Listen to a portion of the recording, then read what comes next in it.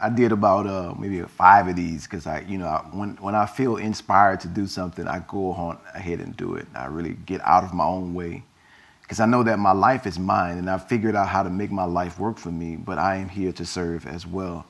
And so there's a balance in that, right? And the balance, a lot of us struggle in that balance because a lot of us have been socialized to believe that we're here to serve people and that's it. And we never learned how to utilize, how to benefit from our own lives, how to really get the joy out of our own lives, how to enjoy ourselves. And I want you to get that enjoying yourself really means enjoining with yourself. That the word enjoy really means enjoining, like becoming one with you. It's the same as what the Christ means. The idea of the Christ means be crystallized into oneness with oneself. So when we on that journey, the journey is becoming one with you. And how do you know when a person is one with themselves?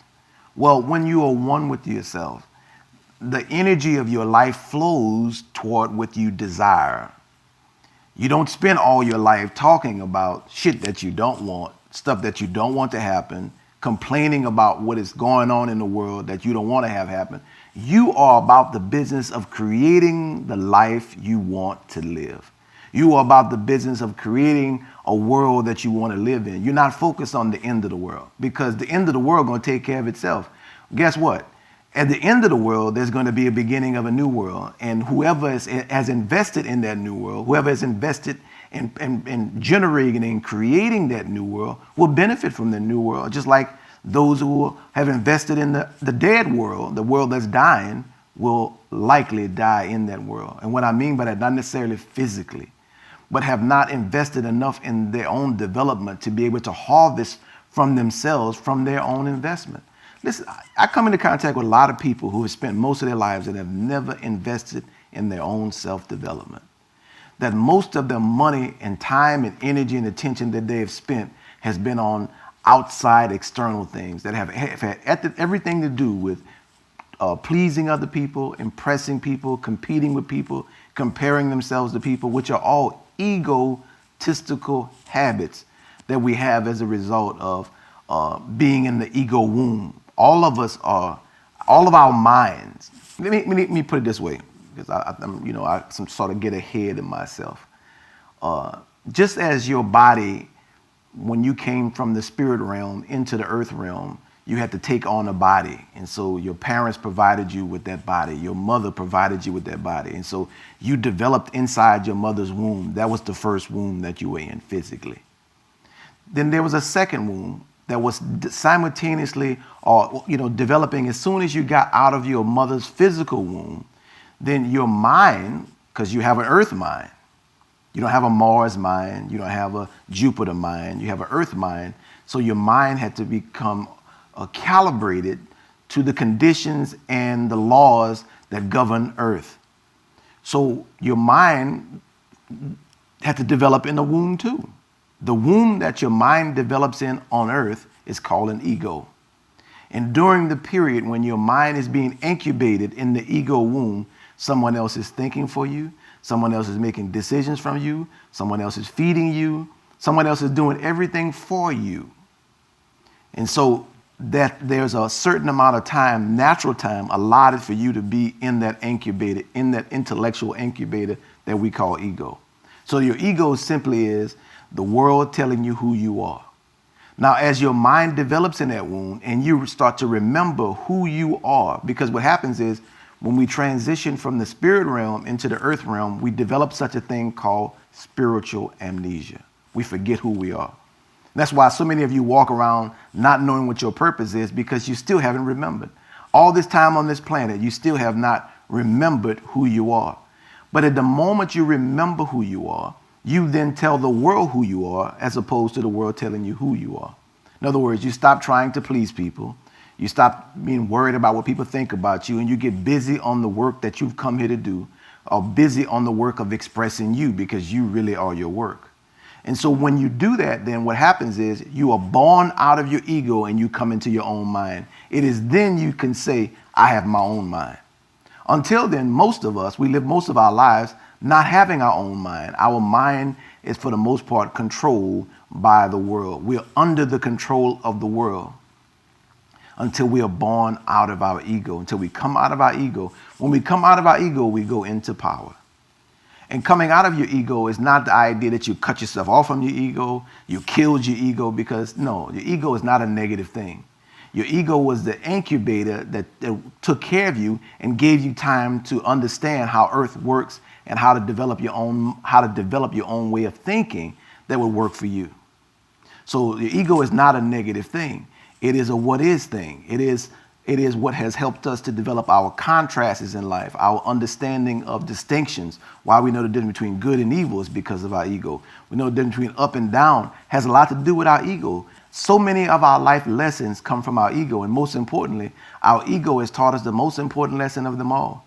And that is this: you will not be happy until you are being who you truly are.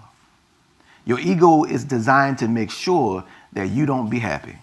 Your ego has no knowledge of how to have a happy and fulfilled life.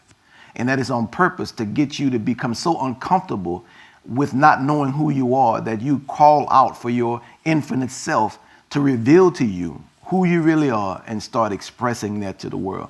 And when you do that, you step into your power. So you may probably have not gotten to that point yet where you are ready to tell the world who you are.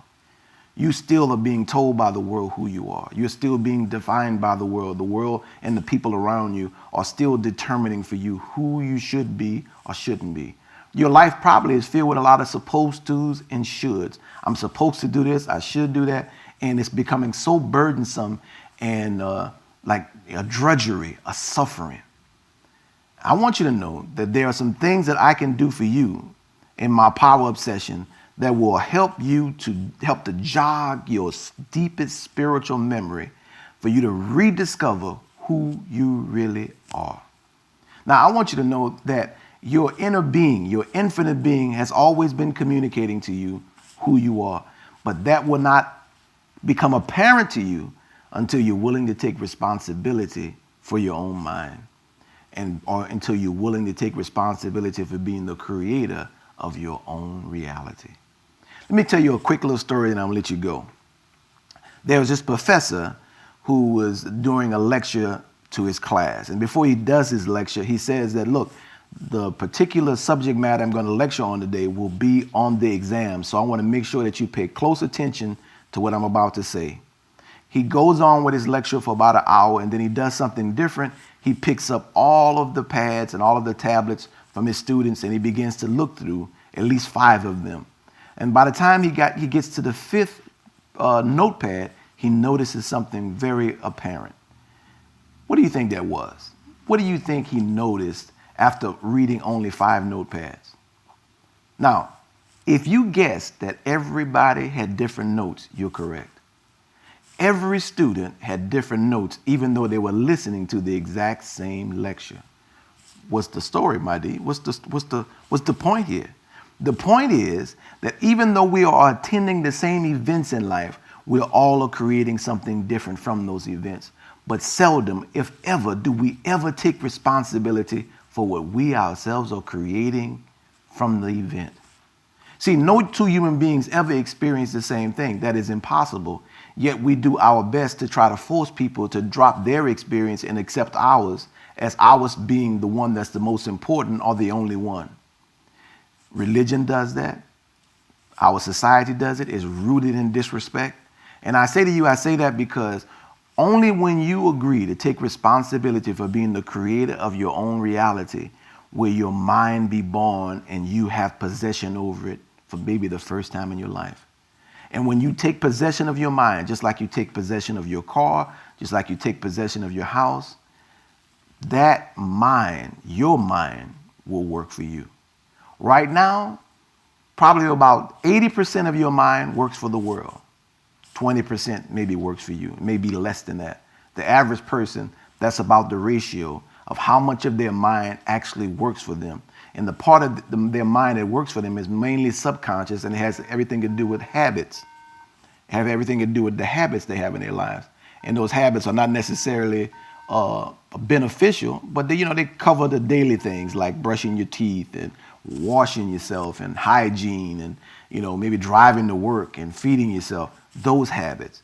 But as it relates to on a larger scale, the idea of your mind generating from the resources of your life what you've wanted to see in your life and the things you want all around you, you haven't learned how to do that. Because that comes with you telling the world who you are. And I'm not talking about verbally, only verbally saying to the world who you are, but you owning who you are and then walking the path, getting in the natural order of bringing into reality all that is within you that represents who you are. I'm my D. Power up with my D. You won't regret it. You will enjoy it, and you'll walk away having clarity, connection, feeling triumph, inspired, and powerful, baby. You will get a whole new understanding of what power is, and you're going to understand why this world downplays power so much.